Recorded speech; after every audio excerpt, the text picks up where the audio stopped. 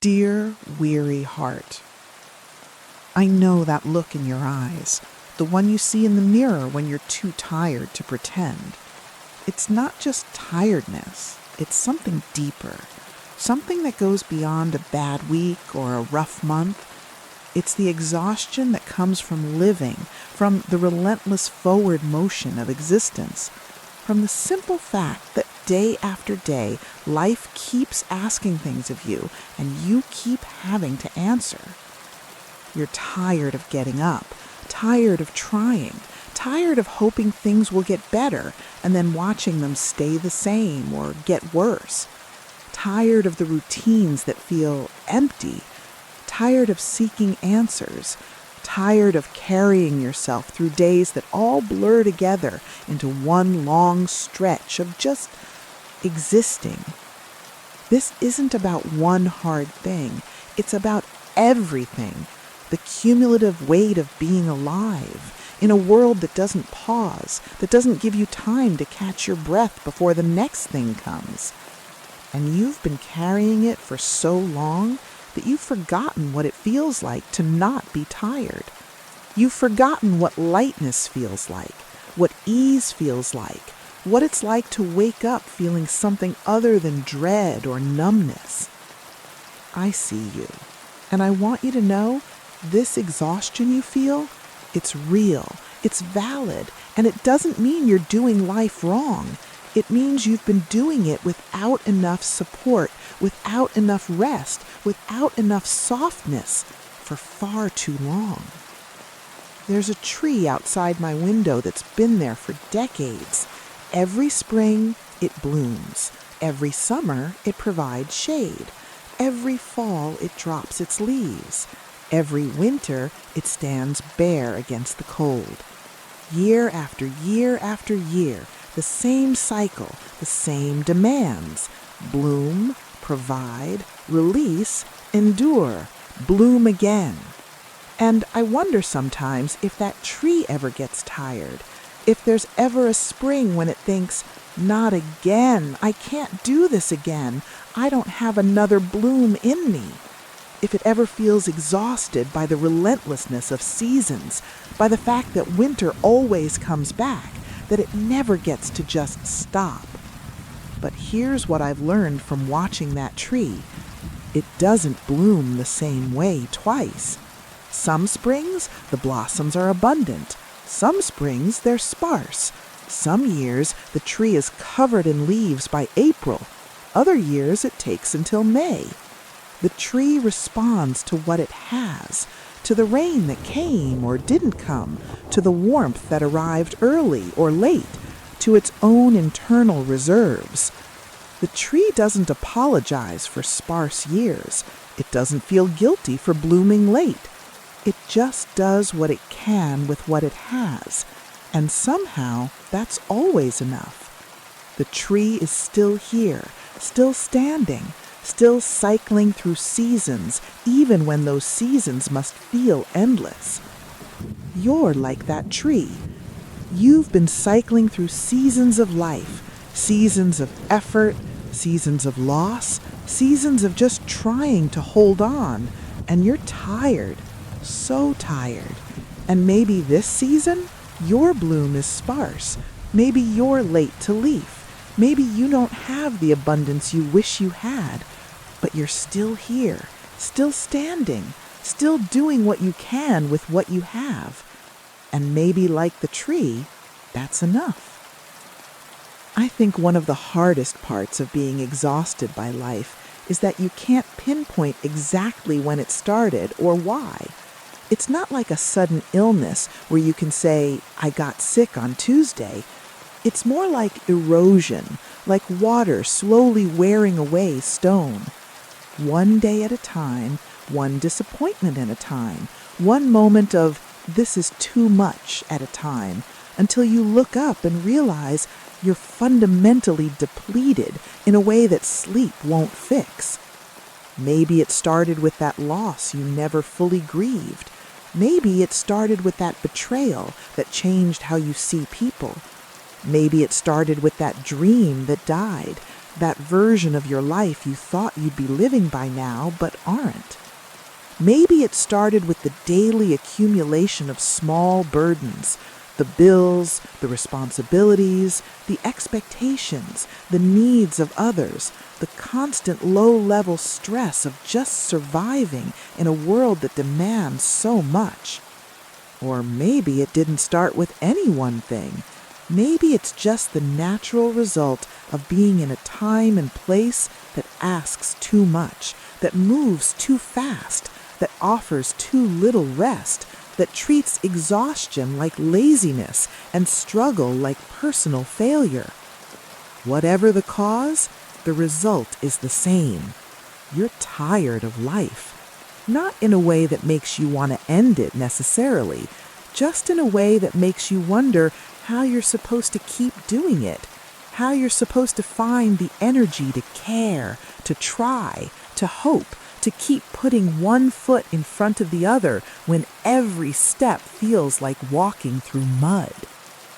Let me tell you something I learned the hard way. Exhaustion doesn't mean you're weak.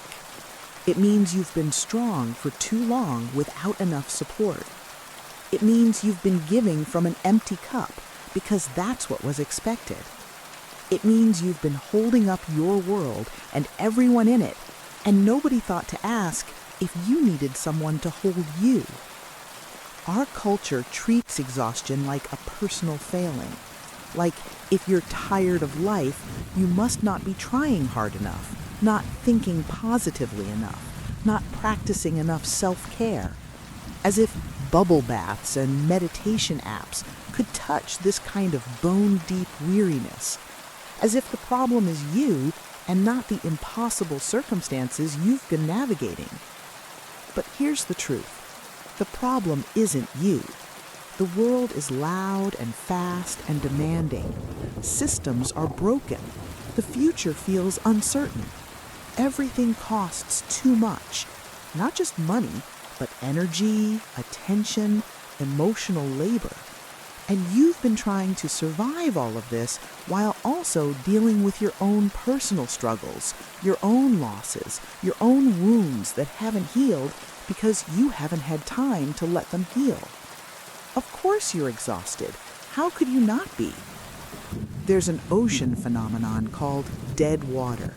It happens when a layer of fresh water sits on top of a layer of salt water, creating resistance that makes it incredibly difficult for ships to move forward. The sailors would row and row, expending enormous energy, but the ship would barely move. They couldn't see the layers beneath the surface, couldn't understand why progress was so hard, why what should have been easy felt impossible. That's what exhaustion does. It creates invisible resistance.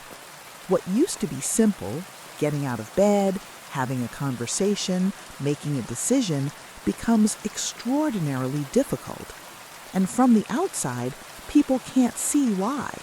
They see you struggling to move forward and think you're not trying hard enough, not wanting it badly enough.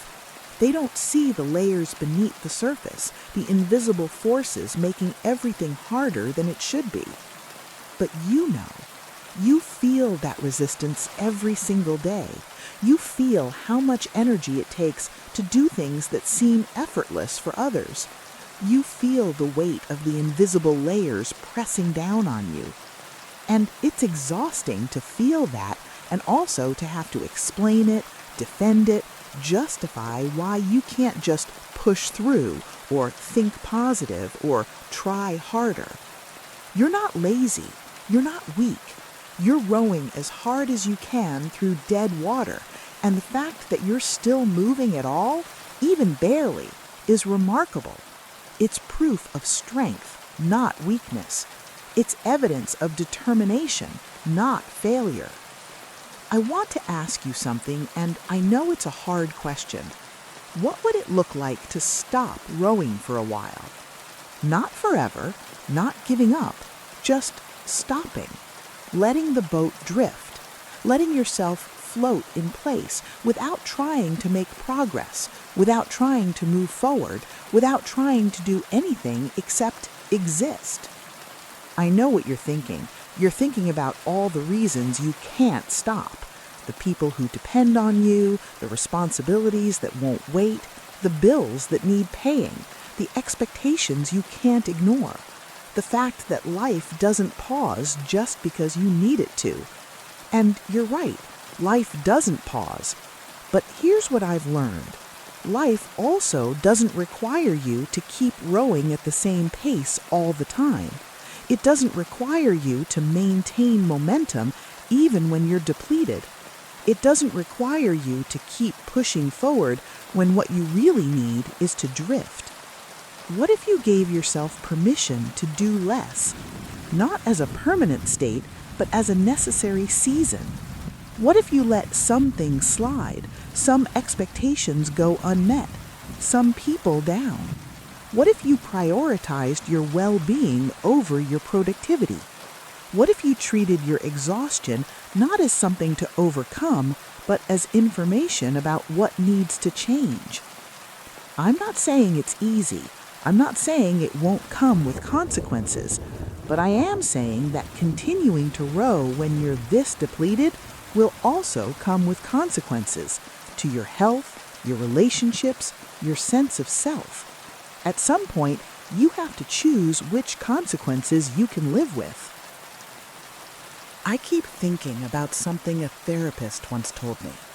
She said, depression isn't always about sadness. Sometimes it's about exhaustion. Sometimes the brain and body are so depleted that they shut down everything except basic functions. Not because something is wrong with you, but because something is trying to protect you.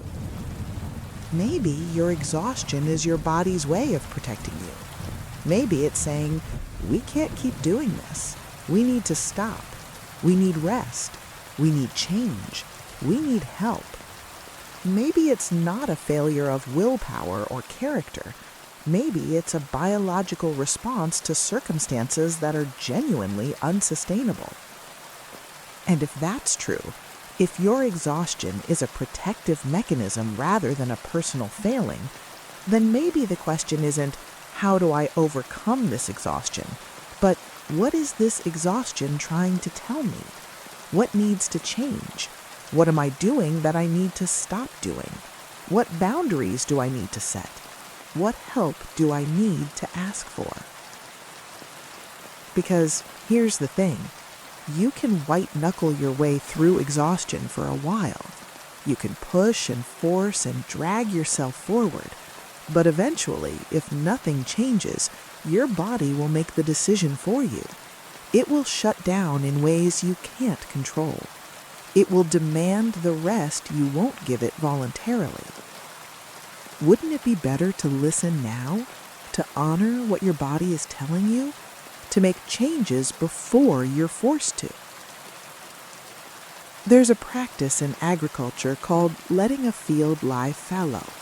Instead of planting crops every season, farmers let the land rest. They leave it empty, unproductive, doing nothing. And at first glance, it looks wasteful. All that land, all that potential just sitting there. But the fallow time is when the soil regenerates. It's when the nutrients return. It's when the land recovers from the depletion of constant production. And fields that are never allowed to rest eventually become barren. They stop producing. They turn to dust. You've been producing for so long. You've been planted and harvested, season after season with no break, no time to regenerate. And now you're depleted. Now the soil of your soul is exhausted. What if this season, this exhausted, barely making it season, is your fallow time? What if it looks like nothing is growing, like you're wasting time, like you're unproductive and empty, but actually something essential is happening, something invisible, something that looks like rest but is actually regeneration, something that looks like giving up but is actually the foundation for future growth? What if your exhaustion isn't the problem, but the beginning of the solution, the signal that it's finally time to stop producing and start recovering. I won't tell you that rest alone will fix everything. I won't tell you that if you just take a vacation or sleep more or practice self-care that suddenly you'll feel alive again. Sometimes exhaustion has roots that go deeper than rest can reach. Sometimes it's tangled up with depression, with trauma, with circumstances that won't change no matter how much you sleep. But I will tell you this: you deserve support. You deserve help. You deserve to not have to figure this out alone. Whether that's therapy, medication, community, a complete life restructuring, or all of the above, you deserve resources to match the scale of what you're facing.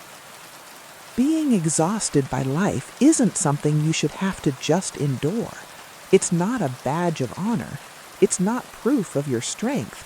It's a sign that something needs to change, and you deserve support in figuring out what that change needs to be. Maybe it means asking for help in ways you've never had to ask before. Maybe it means admitting you can't do this alone. Maybe it means accepting that you're not as okay as you've been pretending to be. That's scary, I know. It's vulnerable. It's hard. But it's also honest. And sometimes honesty, admitting the truth of how tired you are, how much you're struggling, how badly you need help, is the first step towards healing. Before I close this letter, I want to give you something to hold on to. There's a kind of seed that can survive for years, even centuries, in a state of dormancy. It looks dead. It's dry, hard, seemingly lifeless. But inside, there's still a spark, still potential, still the capacity for growth, just waiting for the right conditions. When those conditions finally come, the right amount of water, warmth, light, that seed that looked dead suddenly sprouts. It was never dead. It was just waiting, just conserving energy, just surviving until it could do more than survive. Right now, you might feel like that dormant seed, dry, hard, lifeless, just existing, just surviving with no energy for growth or blooming or becoming. And that's okay. That's what exhaustion looks like sometimes. Like dormancy, like hibernation, like a strategic shutting down of everything except the essential spark that keeps you alive. But you're not dead. You're not beyond recovery. You're not permanently depleted. You're just waiting, just resting, just surviving until the conditions are right for something more. Those conditions might not come tomorrow. They might not come next week, but they will come. Life moves in seasons, and this exhausted season won't last forever. And when the right conditions finally arrive, the right support, the right circumstances, the right moment, you'll find that the spark is still there, still capable of growth, still capable of blooming. You just have to survive until then, and surviving is enough. Dear exhausted heart, I know life feels impossibly heavy right now. I know you're tired in ways that sleep can't fix and rest can't touch. I know you're wondering how you're supposed to keep going when you're already running on empty. But you're here. You showed up to read this letter. You're still looking for something. Hope, comfort, understanding, permission to rest. That seeking, that small act of reaching out, even when you're depleted, tells me something important. You're not done. Part of you still wants to find a way through this. Part of you is still fighting, even if it's the quietest, smallest fight. Honor that part. Thank it for not giving up. And then let it rest. Let yourself rest, not as a luxury or a reward, but as a necessity, as the thing your body and spirit are desperately asking for. You don't have to have energy right now. You don't have to be productive or positive or making progress. You can just be tired. You can just be someone who's been through too much for too long without enough support.